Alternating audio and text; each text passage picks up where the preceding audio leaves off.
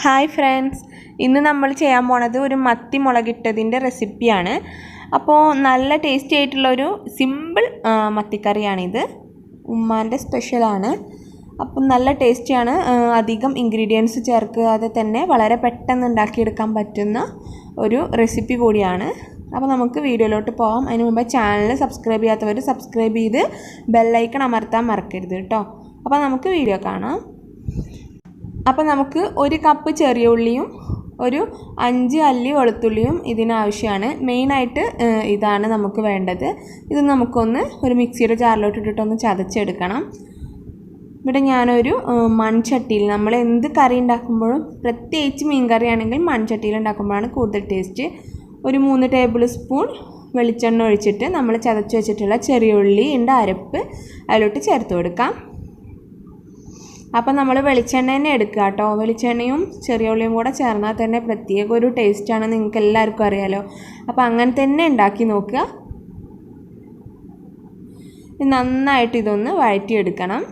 ഈ എണ്ണയിൽ കിടന്നിട്ട് നന്നായിട്ടൊന്ന് മൂക്കുന്നത് വരെ, അതായത് ഒരുപാട് ബ്രൗൺ കളർ ആവണ്ട, നല്ലപോലെ അതിൻ്റെ പച്ചച്ചുവയ്ക്കൊന്ന് മാറി വാടി വരുന്നത് വരെ വെയിറ്റ് ചെയ്യാം.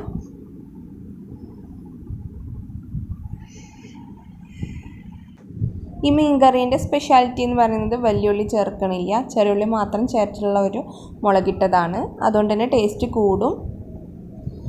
ഉള്ളി ഇവിടെ നന്നായിട്ട് മൂത്ത് വന്നിട്ടുണ്ട്, നന്നായിട്ട് ഒന്ന് വാടിയിട്ടുണ്ട്. ഈ ടൈമിൽ നമുക്ക് ഇതിലോട്ട് തണ്ടോട് കൂടിയിട്ട് 2 തണ്ട് കറിവേപ്പില ചേർത്ത് കൊടുക്കാം. ഇനി നമുക്ക് ഇതിലോട്ട് പച്ചമുളക്, നിങ്ങളുടെ എരിവിനാവശ്യമായിട്ട് പച്ചമുളക് ചേർക്കാം. ഒരു 3 പച്ചമുളക് കീറിയിട്ട് ഒന്ന് മുറിച്ചിട്ട് അതിട്ട് കൊടുത്തിട്ടുണ്ട്.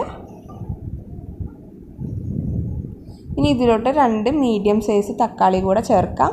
എന്നിട്ട് നന്നായിട്ടൊന്ന് വഴറ്റി കൊടുത്ത ശേഷം ഒന്നുകൊണ്ട് അടച്ച് വെച്ചിട്ട് തക്കാളി ഒന്ന് സോഫ്റ്റ് ആകുന്നത് വരെ ഒന്ന് വേവിച്ചെടുക്കാം.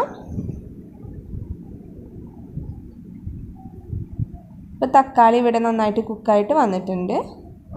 ഇതിലോട്ട് നമുക്ക് 1 ടീസ്പൂൺ മഞ്ഞൾപ്പൊടി ചേർത്തിട്ട് ജസ്റ്റ് ഒന്ന് നന്നായിട്ടൊന്ന് മിക്സ് ചെയ്ത് കൊടുക്കാം. മഞ്ഞൾപ്പൊടി അത്യാവശ്യം ഇടണം, എങ്കിലേ ഉള്ളൂ നമ്മുടെ ആ മത്തീൻ്റെ ആ ഒരു കളറൊക്കെ ഒന്ന് മാറി നല്ല ഉഷാറ് കളർ വരുള്ളൂ.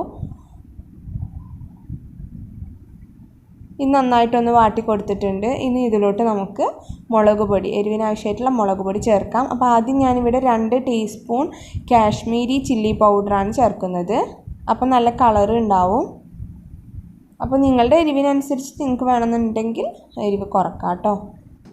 കാശ്മീരി ചില്ലി പൗഡറിന് എരിവ് കുറവാണെന്ന് നിങ്ങൾക്ക് എല്ലാവർക്കും അറിയാമല്ലോ. അപ്പോൾ അത്യാവശ്യം ഒരു എരിവ് കിട്ടാൻ വേണ്ടിയിട്ട്, ഇവിടെയൊക്കെ എരിവ് നല്ലോണം യൂസ് ചെയ്യുന്ന ആളുകളാണ്. അതുകൊണ്ട് തന്നെ എരിവ് നല്ലോണം ഒന്ന് ഉണ്ടാവാൻ വേണ്ടിയിട്ട് ഒരു 1/2 ടീസ്പൂൺ സാദാ മുളക് പൊടി കൂടി ചേർക്കാം. അപ്പോൾ നമ്മുടെ കറക്റ്റ് എരിവായി കിട്ടിക്കോളും. ഇത് അല്ലെങ്കിലും പാകത്തിനുള്ള എരിവ് തന്നെയുള്ളൂ കേട്ടോ. നമ്മൾ ഒരുപാട് കറിയൊന്നും ഉണ്ടാക്കുന്നില്ല, വളരെ കുറച്ച് കറി ഉണ്ടാക്കുന്നുള്ളൂ.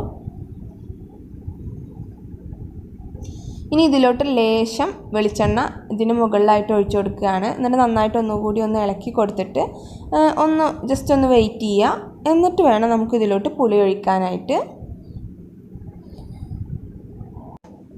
പുളിയൊക്കെ ഇവിടെ നല്ലോണം ഒന്ന് തിരുമ്മി പിഴിഞ്ഞ് വെച്ചിട്ടുണ്ട്. അത്യാവശ്യം കറിക്ക് ആവശ്യമായിട്ടുള്ള വെള്ളത്തോട് കൂടിയിട്ടാണ് പുളി ഇവിടെ റെഡിയാക്കി വെച്ചിട്ടുള്ളത്. അത് നമുക്കിതിന് നേരെ ഒഴിച്ചു കൊടുക്കാം. അപ്പോൾ നിങ്ങളുടെ പുളിക്കനുസരിച്ചിട്ട് നിങ്ങൾ എത്രയാണോ കറി ഉണ്ടാക്കാൻ ഉദ്ദേശിക്കുന്നത്, അതിൽ എത്രയാണോ പുളി ആവശ്യമായിട്ടുള്ളത് വെച്ചാൽ അതിനനുസരിച്ചിട്ട് നിങ്ങൾക്ക് പുളിവെള്ളം റെഡിയാക്കാം. അപ്പോൾ ഞാനിവിടെ പുളിവെള്ളം നന്നായിട്ട് ആ മസാലയായിട്ടൊന്ന് യോജിപ്പിച്ച് ഒന്ന് ഇളക്കി കൊടുക്കുകയാണ്. നന്നായിട്ടൊന്ന് മിക്സ് ചെയ്തെടുക്കണം. ഇപ്പോൾ നമ്മൾ ഇതിലോട്ട് കുറച്ച് കറിവേപ്പില അധികം ചേർത്ത് കൊടുക്കുകയാണ്. ആദ്യം നമ്മൾ വഴറ്റുമ്പോൾ കുറച്ച് ചേർത്തു, ഇനി കുറച്ചുകൂടെ ചേർക്കുന്നുണ്ട്. ഇനി ഇതിലോട്ട് നമുക്ക് പാകത്തിനുള്ള ഉപ്പിട്ട് കൊടുക്കാം. ആ വഴറ്റുന്ന സമയത്ത് ഉള്ളി പെട്ടെന്ന് വാടാൻ വേണ്ടിയിട്ട് വേണമെന്നുണ്ടെങ്കിൽ ലേശം ഉപ്പിട്ട് കൊടുക്കാം. അപ്പോൾ അതിനനുസരിച്ചിട്ട് പിന്നീട് ഇട്ടാൽ മതിയാവും. എന്തായാലും ഞാനിപ്പോൾ കറിക്കാവശ്യമായിട്ടുള്ള ഉപ്പ് ചേർത്തിട്ടുണ്ട്. കറി നന്നായിട്ട് തിളച്ച് തുടങ്ങിയിട്ടുണ്ട്. ഈ ഒരു ചാറിലോട്ട് നമുക്ക് നമ്മുടെ കഴുകി വൃത്തിയാക്കി വെച്ചിട്ടുള്ള മത്തി ഇട്ട് കൊടുക്കാം.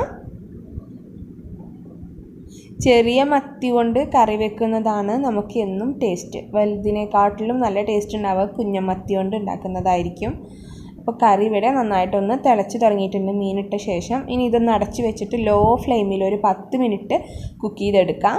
അപ്പോഴത്തേനും നമ്മുടെ മീനൊക്കെ വെന്ത് കറിയൊക്കെ ഒന്ന് കുറുകി ചാറൊക്കെ നല്ലോണം ഒന്ന് കുറുകി നല്ല കറക്റ്റ് കൺസിസ്റ്റൻസി ആയിട്ട് വരും. കണ്ടോ നമ്മുടെ മത്തിയൊക്കെ വെന്തിട്ട് നന്നായിട്ട് ഉടയാതെ തന്നെ കിട്ടുന്ന പരുവത്തിൽ നന്നായിട്ട് വെന്തിട്ടുണ്ട്. കളറൊക്കെ മാറിയിട്ട് കറിയൊക്കെ നല്ലൊന്ന് കുറുകി വന്നിട്ടുണ്ട്. നമ്മുടെ മീൻ കറി ഇവിടെ റെഡിയാണ്. അപ്പോൾ നമ്മുടെ മലപ്പുറം സ്റ്റൈലിലൊരു മത്തി മുളകിട്ടത് ഇവിടെ റെഡി ആയിട്ടുണ്ട്. തീർച്ചയായിട്ടും നിങ്ങളിത് കണ്ടിട്ട് ഇഷ്ടമാവുകയാണെങ്കിൽ വീഡിയോക്ക് ഒരു ലൈക്ക് തരണേ. എല്ലാവരും കമൻറ്റ് ചെയ്യാൻ മറക്കരുത്. കമൻസൊക്കെ എനിക്കിപ്പോൾ വളരെ കുറവാണ്. അപ്പോൾ നിങ്ങളെല്ലാവരും കമൻറ്റ് ചെയ്യണേ. ഒപ്പം എൻ്റെ ചാനൽ സബ്സ്ക്രൈബ് ചെയ്യണേ. നമുക്ക് ഇൻഷാ അല്ലാഹ് അടുത്ത വീഡിയോ ആയിട്ട് കാണാം. താങ്ക്